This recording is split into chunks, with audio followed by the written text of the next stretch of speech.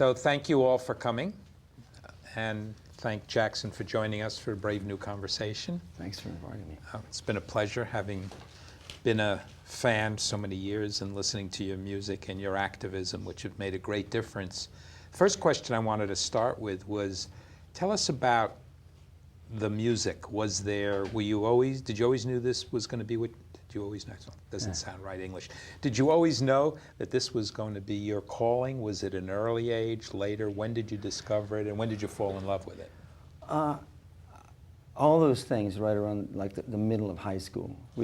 I came from a family that played music. My father was a musician, and we loved music, but I didn't think of it as something that I would do until it was really all I wanted to do, you know, in the middle of high school. So I began writing songs, and I thought that it would be a good thing to do, because I didn't think I would have to be anywhere in particular to do it. I could just travel or go wherever I wanted and write those songs wherever I was. And it turned out in order to do the other part of it, to sing them, you know, you do have to, you know, adhere to really rigorous schedules, and you know, you do get to travel, but it wasn't at all what I thought. You know. And did the writing started first and then the performing, or were they always together? Yeah, I wrote songs and my friends would sing them. Various other people would sing them, and eventually I thought I would do them differently myself if I heard people singing and thought, especially because some of them were very dramatic. The language was kind of dramatic, and if they sang them dramatically at all, it was like too much. You know? It's like, I thought, you need to throw this lyric away. This needs to be said under your breath. So I had you know, opinion about how they should be sung. So, and not, you know, and my own lack of, I didn't really have a voice, and you know, it's been a lifetime of trying to get used to the way I sing, you know, or make the most of it, you know. And when you think back on it, was there a moment in high school when this happened? Here's what was going on in high school. It was the 60s. It was the civil rights movement. It was the free speech movement.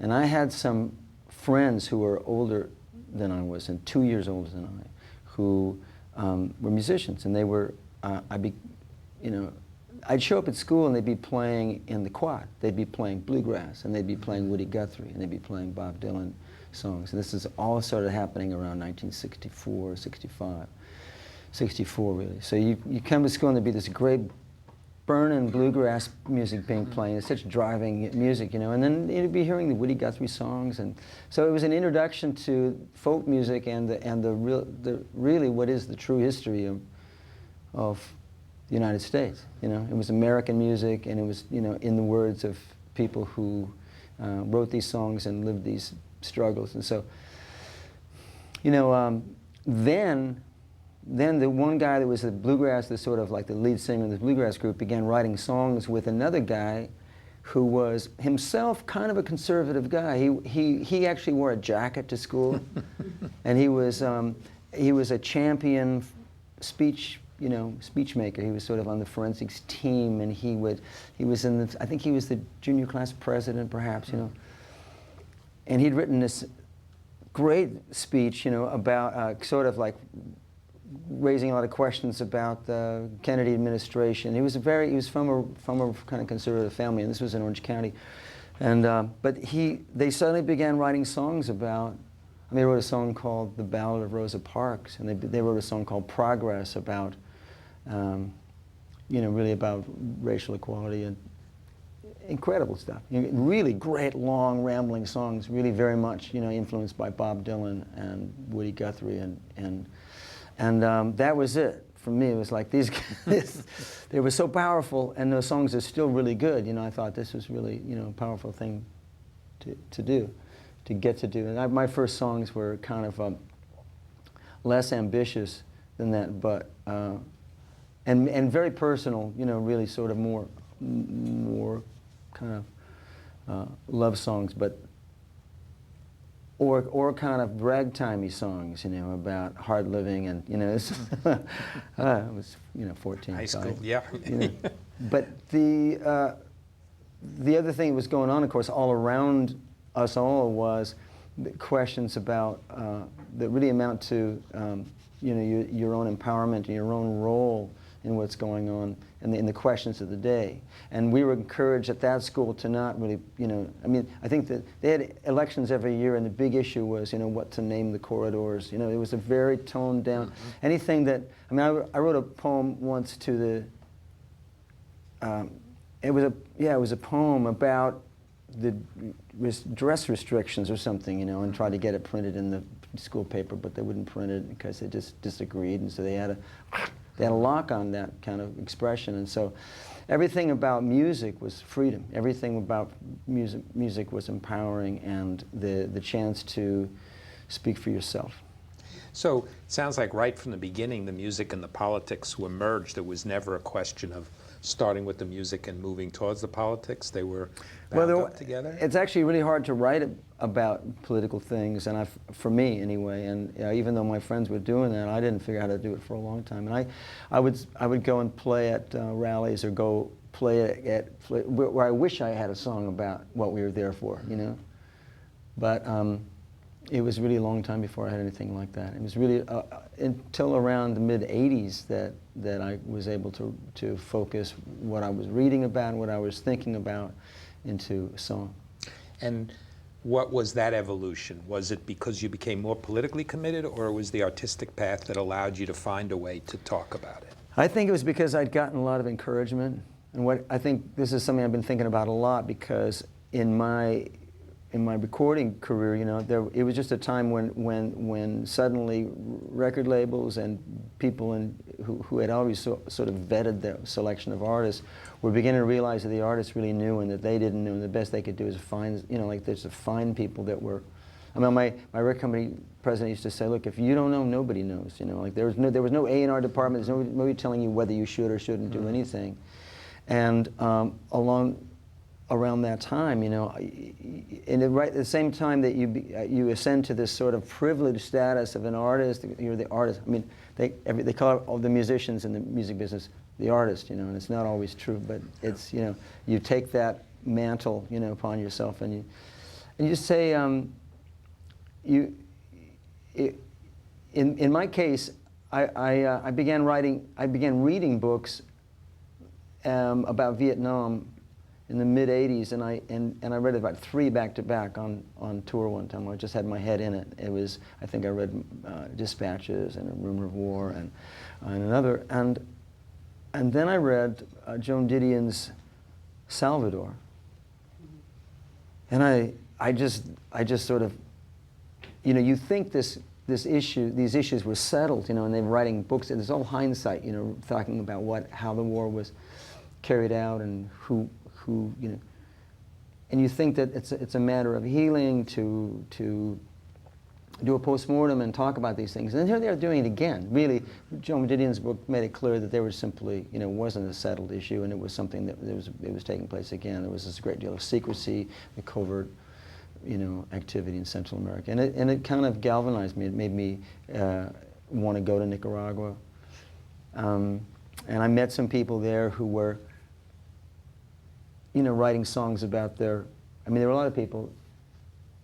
Well, these songs sort of emerged shortly after that. I remember thinking that when I first started writing 1 or 2 of these songs, you get up in the next day and you've worked into the night, and you get up and you look at it and go, oh no, what am I doing? What am I talking about? But they're coming out because it's what you are, what you're interested in, and you're pursuing it. In a way, writing a song is a little like consulting the oracle. It's really like asking yourself what you care about, and it's like a ceremony or a physical rite in which you cast these phrases, you pull them out of the dark and you cast them out, and you see what takes flight, or what actually resonates, or what causes you to ask a further question.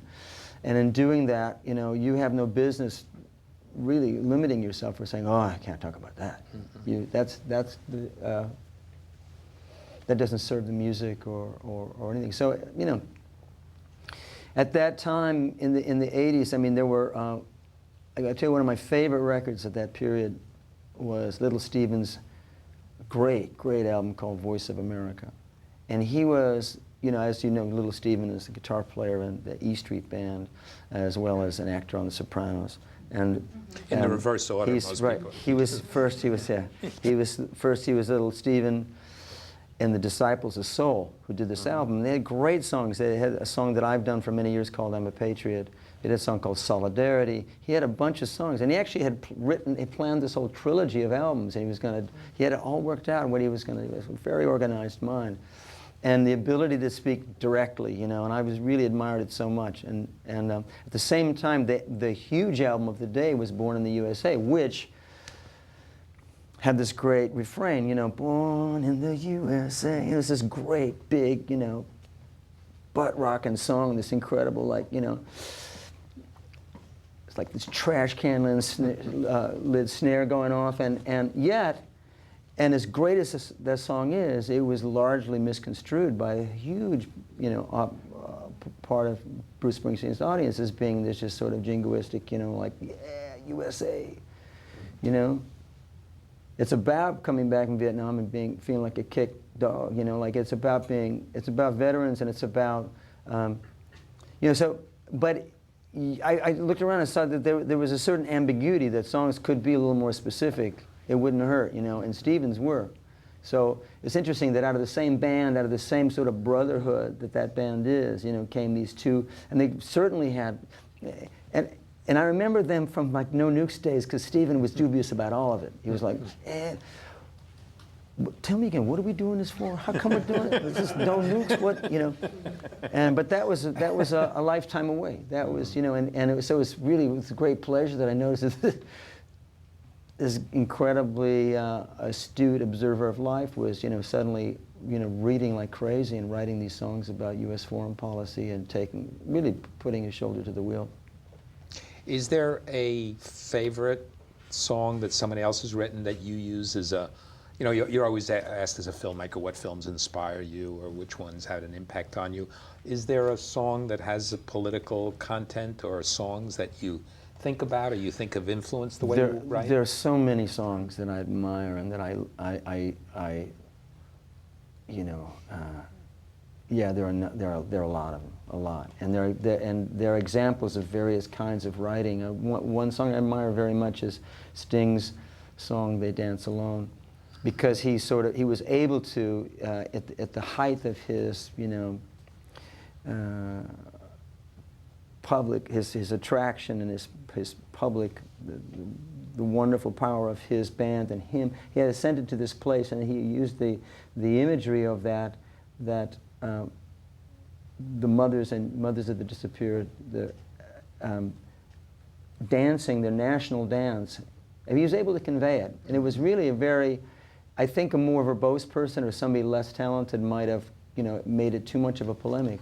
He made it absolutely easy to pick up on what was going on there, and in the end addresses Pinochet in the first person, you know, Mr. Pinochet, you know, and he talks to him, and it was really like a very, very steep learning curve, you know, for Americans to catch on to what was going on, to get this song and to then want to know more about the history of the United States involvement in the overthrow of the Allende government and the Chilean, you know, democracy. But those things, those are stepping stones for a lot of people. You know, you don't. I think Sting is a master, and that was an example of somebody just doing with one deft stroke. You know, communicating so much. But also, you take Chris Christopherson's song from an album around the same time, an album called Third World Warrior, in which he, in his undeniably American and truthful a voice that we know and appreciate and admire, somebody who you know, listen to singing about drinking all night, you know, Sunday morning coming down, or this, you know, the silver-tongued devil, this really wonderful writer singing about Central America and saying, well, they're killing babies in the name of freedom. This unapologetic telling of the truth, which was very, very unlike the sort of strategic, like, how do I put this kind of writing, you know? Yeah. But, you know, you have to kind of, I've always thought that you have to take your best opportunities at breaking things to people, you know, or to speak to them in terms that they can, you know, understand, you know. And in the beginning, when I began writing these songs, I thought I had to explain them, and that was quite a misstep for me, because it not only confused an audience that would probably have gotten the song better if they didn't get a civics lesson before hearing it, you know, from the stage, but they were also, everybody's allergic to being lectured, everybody, you know, and you can't guilt people out, because that's not what music's for. Music is really about what you already know. So if you can locate that thing in the song that makes contact with what people already know and what they already feel, then you are harnessing the thing that music always harnesses, which is that the song goes off inside the person, and the imagery is coupled with the imagery of their own lives. You know, you might supply a detail or two, and that's part of the art, you know, of it. You know, it's like supplying enough for people to associate, you know, what's being said with their, you know, a story in their own life. You know, the truth of the song. So, you know, there's a craft to it, and you're going to learn the hard way that you don't mess that up by then saying, now here's a song about, you know, and then, you know, I mean, a good song won't need to be explained at all. And this is a question I'm often asked, and I'm sure you have been too, but when you get inspired to write a song, do you know what the inspiration is? Is it a piece of fact? Is it a personal story? Is it reading the newspaper and there's some issue? Because a lot of times, you know, in our work here at Brave New Films, we'll say, you know, that's really important, but we can't do a video about a 37-page position paper on exactly the right position on cram down, you know, trying to explain to people. And I'm sure you have some of that too, as to... Well, songs are not a very good vehicle for explaining these things and what you know in great detail. It's really hard. It's not, I mean, at best, I think a song is like a flag or a banner. It's like a rallying cry. It's a call to arms. It can be like a spot, you know, that makes you want to know more. Or, like I said, something that actually identifies something you already know and gives you heart, gives you the impetus to act, or do something, you know, or to feel that other people, you know, feel the same way. But it's not a good vehicle for describing. It's like my friend Holly Near said, you know, she said, people expect me to get up there and sing 900 verses about fuel rods. And it's true. That's what we think she's going to do to us. It's like, you know. But in fact, you know, she's a lot more stealthy than that. But the truth is that we all have the potential to err on the side of trying to give people too much direction or too much information. Music's not the arena for that. We talk about it in terms of, with the videos and the films even, they can't be homework and they can't be spinach, you know, because if it's homework or spinach, nobody wants to do either one of them and find other ways in. Is there a song of yours that you're most pleased with in the way it connected to the politics and the culture in general? Pleased is one of those bad words. I'm sorry, I know, it's true. That you're less disappointed in? Here's one that I'm like, I'll tell you that a song that I think that I did pretty well with this. It's also one that began, it was one of those songs that I wrote that people were not so sure they wanted to hear. My audience was like, not so sure it wanted to be contacted on this subject, really. And it was, but the name of the song is Lives in the Balance. And, but even and especially my kids said, you know, that song, that one there, the one about, you know, they're not the ones to die. That's a great song. And so people, if they did listen to it, if they were able to get into it long enough, you know, it may have been a successful song in that regard.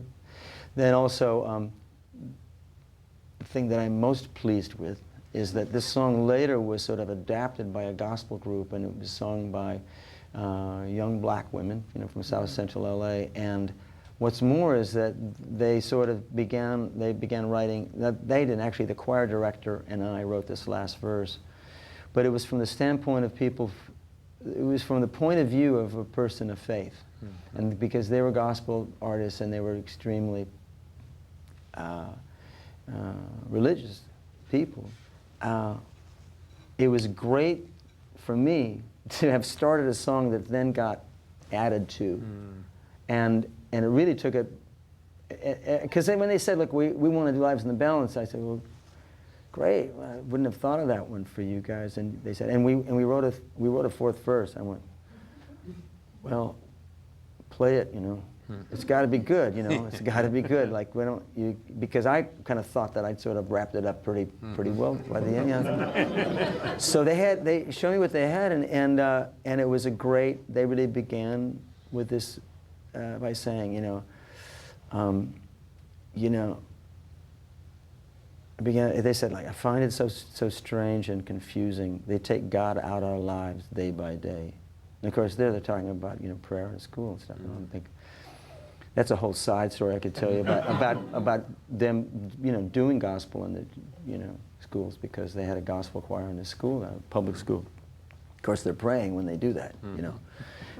Yes. Yeah. So anyway, but they take God out of our lives every day, and then a tragedy strikes like 9/11, and they call for the nation to pray. So they're putting their finger on something. It is confusing, isn't it?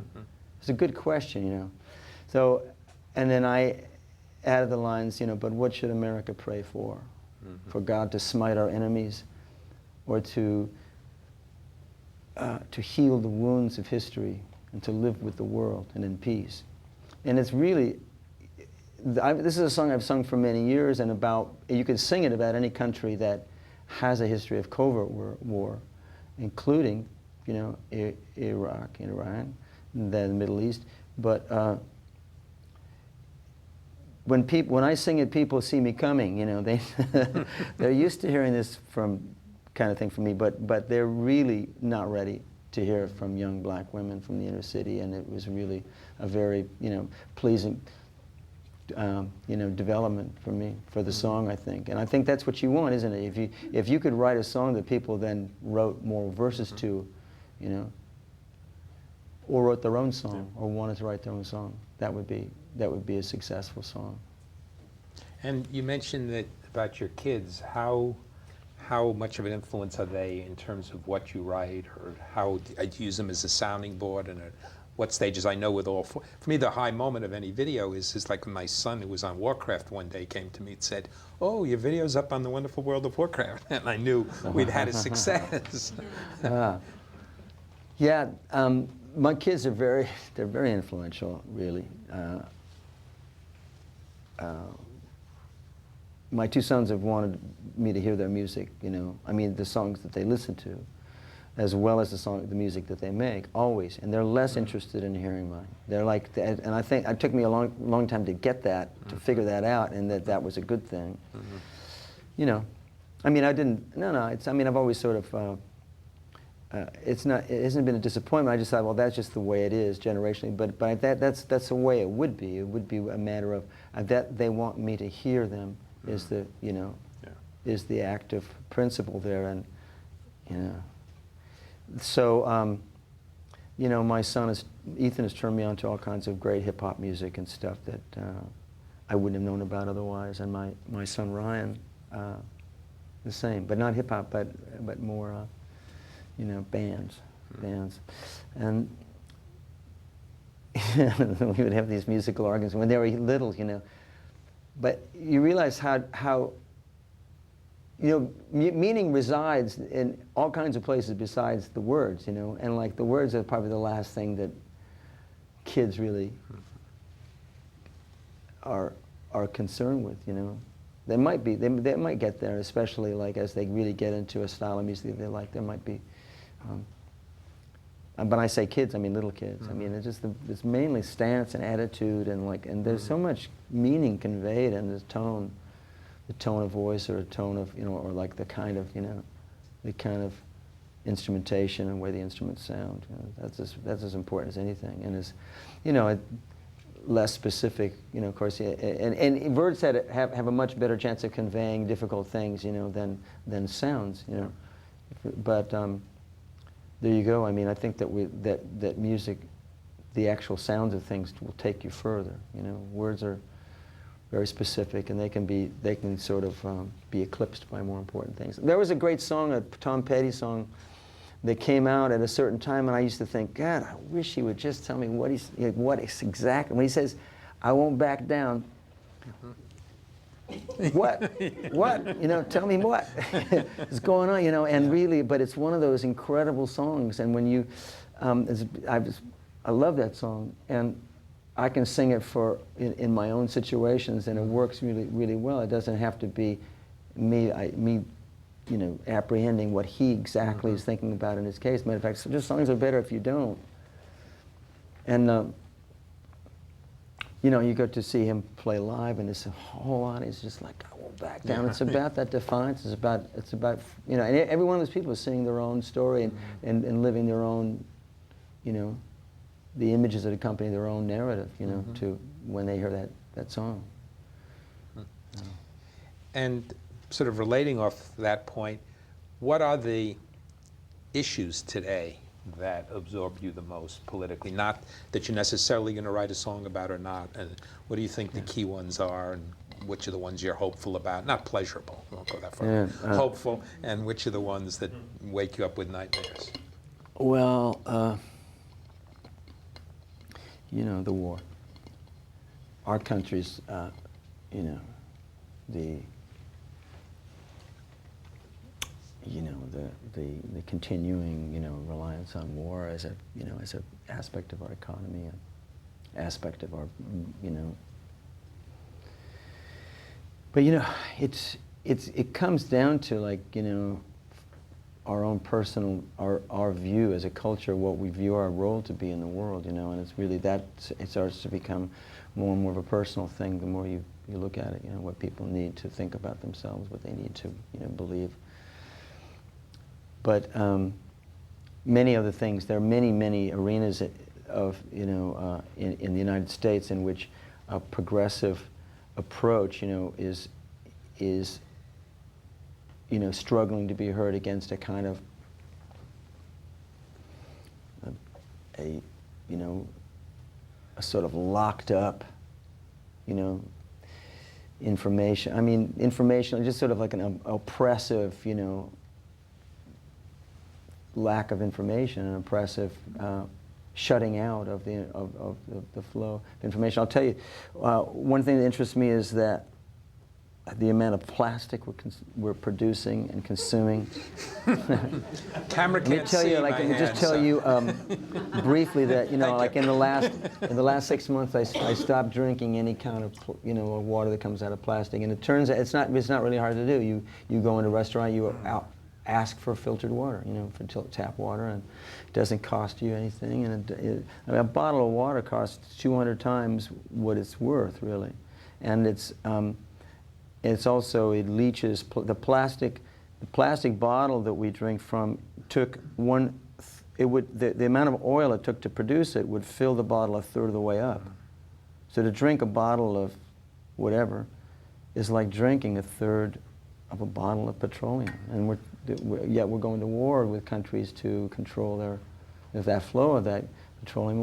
We don't really need that oil, you know. That's that, and then we can go off on that subject, you know, to, you know, all the alternative energy and, you know, ways we could wean ourselves from this addiction to oil, and that's a very well-worn subject, you know. But it turns out that it's easy to do something that's actually very like writing a song, to take matters in your own hand, to do something that personally works in your life. Well, I want to thank you from myself and the audience and everyone at Brave New Films for everything you've been doing. And look forward to more songs, more fatalism, more activism. Yeah. Thank you. Thanks, Robert. Thank you. It's great.